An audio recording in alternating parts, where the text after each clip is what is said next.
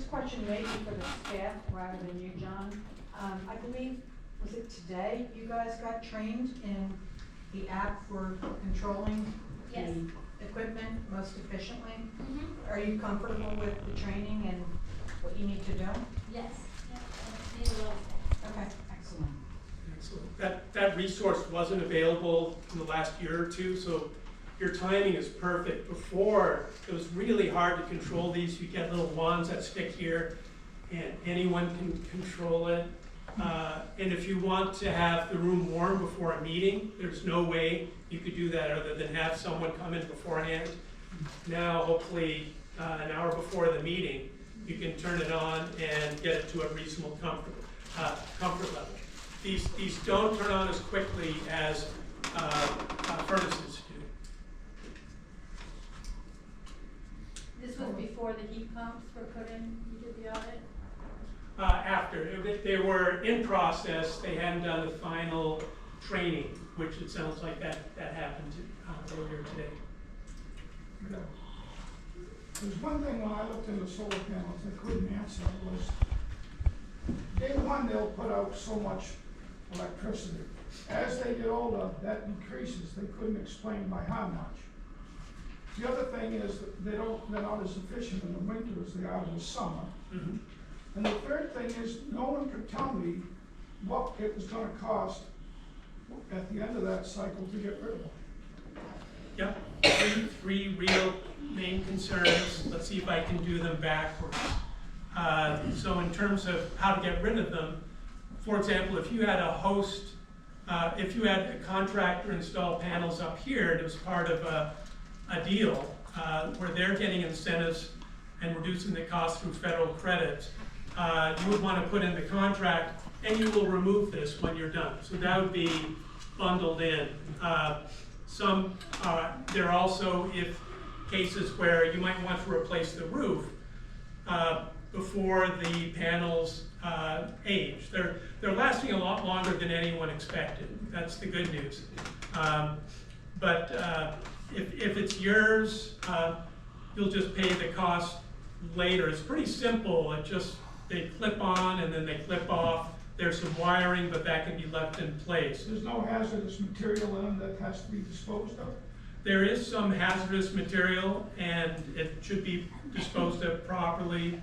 And the scale of how that's happening is going to increase over time as some of these systems, so they'll get better and better at recycling the panels. The second question was,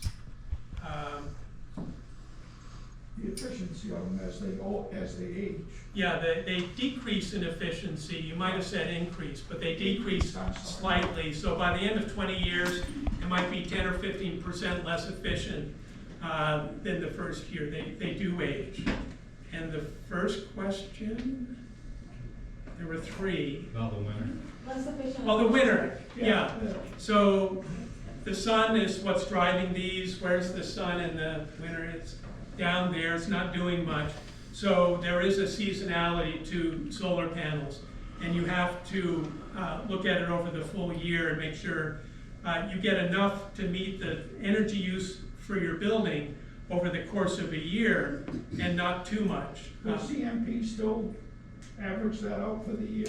Yeah, they keep a tally over the year, and you have a bank of credits after the summer, and you want to use that up over the winter. Anything that's extra, you don't get credit for. No, but they've talked about doing away with that program, I thought. That's a political balancing act, and it seems like it's settled down a little bit after this last round. It gears primarily for the larger scale systems with millions of dollars worth of incentives for that. So three good questions about the solar. So if we had solar panels on this building and it supplied enough energy for this building, could any extra go to the other buildings, like community center? Yeah, exactly. So you have more than enough space on these roofs to take care of this building and that building's electricity use. We'll see how that plays out with the heat pumps in the wintertime, depending on how much you use the heat pumps. you should have enough. You can allocate extra credits to as many other buildings as you want. So we're doing that now within the SAD 17 school district, where they put in panels on a continuing education on a separate building that's very efficient, and they're using the electricity for 2 or 3 other buildings. Would we save more money if we insulated and weatherized the community center than if we put solar panels on? Because there's supposed to be an energy audit then before heat pumps go in that's suggested highly. And I don't know if there was an audit done for that, but you know, the community center isn't really an efficient building, I don't think. And I don't know if they ever did an energy audit, just check the drafts, whatever. Yeah, I would do both in parallel. So there's the buying the community solar, getting the instant credit. It takes a year or two to make sure you've got the right solar system on. So if you, while you were doing that, also doing the installation, you could stage those. The solar could be either grant-based or with a commercial entity coming in and installing it for you. That wouldn't require any money from the town. You pay slightly more for electricity anytime you can buy your own solar system. You're getting a better deal, but there are ways that, short of doing nothing, you can get benefits from the solar that is installed. There's some insulation that really should be done sooner as opposed to later in the community building and a little bit here as well.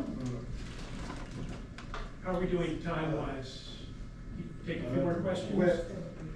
How long ago did we put a solar package in front of the taxpayers? 5 years ago? 5 to 8. Yeah.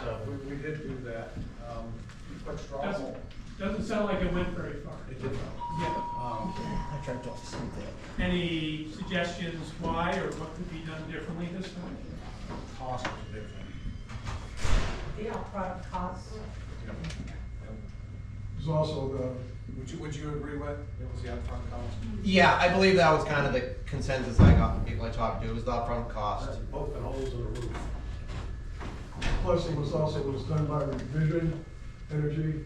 And what would happen is we would pay them to a point and then buy the system.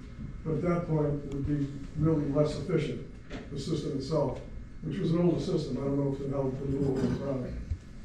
That was what, 7-year turnaround, what? That number sounds right. It was about a 7-year ROI Yeah. before we kind of owned it. Yep. Before we went over, right? Yeah. It's the area where you have the opportunity to get the most control over your costs, energy costs long term. If you look at it that way, after we've seen the volatility the last few years, especially for oil, it may be a different equation, but the financing, maybe using just hosting it and buying the electricity at a fixed price rather than getting involved in money up front makes sense, but it'd be worth revisiting given the current situation with prices and potential investment opportunities. I have a question in the front row I'd like to get to. Why does electricity cost so much? Oh, boy.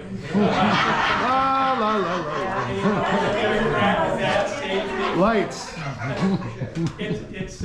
It's expensive because it's generated from a lot of other places. We have to fire up a boiler that then makes electricity and it doesn't do it very efficiently, or we put panels on the roof that make sun into electricity. That's not very efficient. So we're spending a lot of money to make either fuel or the sun into electricity.